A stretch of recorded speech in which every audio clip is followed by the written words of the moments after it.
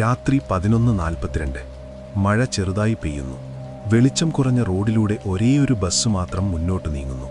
ബസ്സിനുള്ളിൽ ഒരേയൊരു യാത്രക്കാരൻ, അനന്തു. മറ്റെല്ലാ സീറ്റുകളും ഒഴിഞ്ഞിരിക്കുന്നു. കാറ്റിൻ്റെ ശബ്ദം മാത്രമാണ് കേൾക്കുന്നത്. അപ്പോൾ ഡ്രൈവർ പതുക്കെ ചോദിച്ചു, ഇരുളമ്പാറയിലേക്കാണോ? അനന്തു ഒന്ന് ഞെട്ടി. അതെ, പക്ഷെ ബോർഡിൽ ആ പേര് കണ്ടില്ല. ഡ്രൈവർ മുന്നോട്ട് തന്നെ നോക്കി പറഞ്ഞു. അത് കാരണമാണല്ലോ എല്ലാവരും അവിടെ ഇറങ്ങാത്തത്. ബസ് സ്റ്റോപ്പുകൾ ഓരോന്നായി കടന്നു. എവിടെയും ആളില്ല. റോഡുകൾ ശൂന്യം. അനന്തുവിന് നെഞ്ചിലൊരു അസ്വസ്ഥത തോന്നി. അവൻ വാച്ച് നോക്കി. 12:05. ഡ്രൈവർ ശബ്ദം താഴ്ത്തി പറഞ്ഞു, 12:07 കഴിഞ്ഞാൽ ഞാൻ ബസ് നിർത്തില്ല. അത് കേട്ട് അനന്തുവിൻ്റെ ശരീരം തണുത്തുപോയി. പെട്ടെന്ന് ബസ് ഇരുട്ടിലേക്ക് വളഞ്ഞു. മഴ നിർത്തി. ചുറ്റും പൂർണ്ണ നിശബ്ദം. 12:06. ഒരു കഠിനമായ ബ്രേക്ക് ശബ്ദം. ബസ് പെട്ടെന്ന് നിൽക്കുന്നു. വാതിൽ തുറക്കുന്നു. പുറത്ത് ഒരു പഴയ ബസ് സ്റ്റോപ്പ്. പൊട്ടിയ ലൈറ്റ്, ചുമരുകളിൽ പാളികൾ, ബോർഡിൽ മങ്ങിക്കാണുന്ന പേര് ഇരുളമ്പാറ. 12:07. അനന്തു പതുക്കെ ഇറങ്ങി. പിന്നോട്ട് തിരിഞ്ഞപ്പോൾ ബസ് എവിടെയില്ല. മുന്നിൽ വെറും റോഡ്, ചുറ്റും ഇരുട്ട്, ഒരുപാട് നിശബ്ദം. ബസ് സ്റ്റോപ്പിലെ ബെഞ്ചിൽ നഖം കൊണ്ടെഴുതി വെച്ച വാക്കുകൾ. 12:07 വന്നവർ വീണ്ടും സമയം കണ്ടിട്ടില്ല. അനന്തുവിൻ്റെ ഫോൺ വിറച്ചു. No signal, time not available. അപ്പോൾ പിന്നിൽ നിന്ന് ആരോ ശ്വാസം വിടുന്ന ശബ്ദം. അവൻ പെട്ടെന്ന് തിരിഞ്ഞു. ആരുമില്ല. പക്ഷേ അവൻ്റെ കയ്യിൽ ഒരു പഴയ ബസ് ടിക്കറ്റ്. ടിക്കറ്റിലെ സമയം 12:07.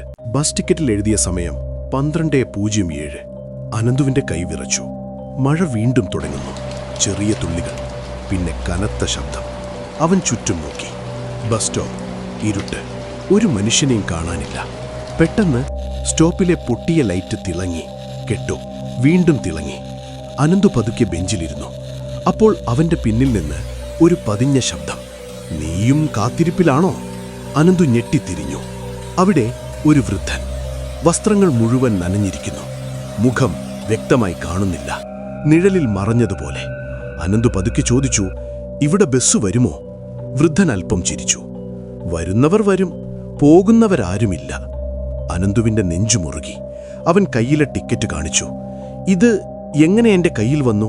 വൃദ്ധൻ ടിക്കറ്റ് നോക്കി. അവൻ്റെ മുഖം ഒരു നിമിഷം കൊണ്ട് മാറി. പതിഞ്ഞ ശബ്ദത്തിൽ പറഞ്ഞു, ഇത് ഡ്രൈവറുടെ ടിക്കറ്റാണ്. അനന്തു വിറച്ചു. എന്ത്? വൃദ്ധൻ അവൻ്റെ കണ്ണുകളിലേക്ക് നോക്കി പറഞ്ഞു, 12:07 ഇറങ്ങുന്നവർ പിന്നെ യാത്രക്കാരല്ല. അന്ന് പിന്നിൽ നിന്ന് ഒരു ബസ് ഹോൺ. അനന്തു പെട്ടെന്ന് തിരിഞ്ഞു. ബസ് എത്തിയിരിക്കുന്നു. ഡ്രൈവർ സീറ്റിൽ ആരോ നിൽക്കുന്നു. ഇരുട്ടിൽ നിന്ന് അവൻ്റെ മുഖം പതുക്കെ തെളിഞ്ഞു വരുന്നു. അത് അനന്തുവിൻ്റെ മുഖം. 12:06. ബസിൻ്റെ വാതിലടഞ്ഞു. ഒരു കഠിനമായ ശബ്ദം മുഴങ്ങി. ഡ്രൈവർ സീറ്റിൽ അനന്തു തന്നെ. പിന്നിൽ നിന്ന് വൃദ്ധന്റെ പതിഞ്ഞ ശബ്ദം, നീ ഭയപ്പെടുന്നില്ലേ? അനന്തു കണ്ണടച്ചു. ശ്വാസം വിറച്ചു. ഇത് ഒരു സ്വപ്നം തന്നെയല്ലേ? വൃദ്ധൻ ചിരിച്ചു. അല്ല, ഇത് നിന്റെ 9ാമത്തെ തവണയാണ്. അനന്തു ഞെട്ടി. എന്ത്? വൃദ്ധൻ കയ്യിലുണ്ടായിരുന്ന ഒരു പഴയ ഫോട്ടോ പുറത്തെടുത്തു. അതിൽ ഡ്രൈവർ സീറ്റിൽ വ്യത്യസ്ത മുഖങ്ങളോടെ ഒരേ അനന്തു. വൃദ്ധൻ പതുക്കെ പറഞ്ഞു, നീ പലപ്പോഴും രക്ഷപ്പെടാൻ ശ്രമിച്ചു. ഓരോ തവണയും സമയം നിന്നെ തിരിച്ചു കൊണ്ടുവന്നു. അനന്തു വിറച്ച ശബ്ദത്തിൽ പറഞ്ഞു, എനിക്കെൻ്റെ അമ്മയെ കാണണം. വൃദ്ധൻ മറുപടി പറഞ്ഞു, അവൾ 12:07 നിന്നെ കാത്തിരിക്കുകയാണ്. അനന്തു തിരിഞ്ഞു നോക്കി. ബസ് സ്റ്റോപ്പിൽ ഒരു സ്ത്രീ നിൽക്കുന്നു. മങ്ങിയ വെളിച്ചത്തിൽ അവളുടെ മുഖം തെളിയുന്നു. അവൻ്റെ അമ്മ. അനന്തുവിൻ്റെ ശരീരം തഴുത്തുപോയി. 12:06. വൃദ്ധൻ പതിഞ്ഞ ശബ്ദത്തിൽ ചോദിച്ചു, ഇപ്പോൾ നീ നിർത്തുമോ? അല്ലെങ്കിൽ അവളെയും കൊണ്ടുവരുമോ? ബസ് സ്റ്റോപ്പിൽ നിൽക്കുന്ന സ്ത്രീ അനന്തുവിൻ്റെ അമ്മ. അനന്തു പതുക്കെ ബസ്സിൽ നിന്നിറങ്ങി. കണ്ണുകളിൽ കണ്ണീർ. അമ്മ, നീ യാഥാർത്ഥ്യമല്ല. ഇതെല്ലാം ഒരു കുടുക്കാണ്. അവൾ ശാന്തമായി ചിരിച്ചു. നീ ഓരോ തവണയും ഇതേ വാക്ക് തന്നെയല്ലേ പറയുന്നത്? അനന്തു ഞെട്ടി. ഓരോ തവണയും? പിന്നിൽ നിന്ന് വൃദ്ധന്റെ ശബ്ദം. നീ ഇപ്പോൾ 9ാമത്തെ തവണ ഇതേ സംഭാഷണം നടത്തുകയാണ്. അനന്തുവിൻ്റെ തലയിൽ ദൃശ്യങ്ങൾ പെട്ടെന്ന് പൊട്ടിത്തെറിച്ചു. അവൻ കരയുന്നു. അമ്മയെ ബസ്സിൽ കയറ്റുന്നു. ബസ് അപ്രത്യക്ഷമാകുന്നു. അവൻ വീണ്ടും ഡ്രൈവർ സീറ്റിൽ. വീണ്ടും 12:07. അനന്തു കരഞ്ഞു. എങ്കിൽ ഈ തവണ ഞാൻ മാറും. അവൻ അമ്മയുടെ കൈവിട്ടു, പിന്നോട്ട് മാറി. ഞാൻ ആരെയും കൊണ്ടുവരില്ല. ആദ്യമായി ബസ് നീങ്ങുന്നില്ല. എഞ്ചിൻ ശബ്ദമില്ല, കാറ്റുപോലുമില്ല. പൂർണ്ണ നിശബ്ദം. വൃദ്ധൻ പതിഞ്ഞ ശബ്ദത്തിൽ പറഞ്ഞു, അപ്പോൾ നീ ഒടുവിൽ മനസ്സിലാക്കി. അനന്തു പ്രതീക്ഷയോടെ നോക്കി. പെട്ടെന്ന് വൃദ്ധൻ മങ്ങിപ്പോയി. ബസ് സ്റ്റോപ്പ് മാറി. ഇരുട്ടിരുട്ട് പതുക്കെ പിരിഞ്ഞു. അനന്തു കണ്ണടച്ചു തുറന്നു.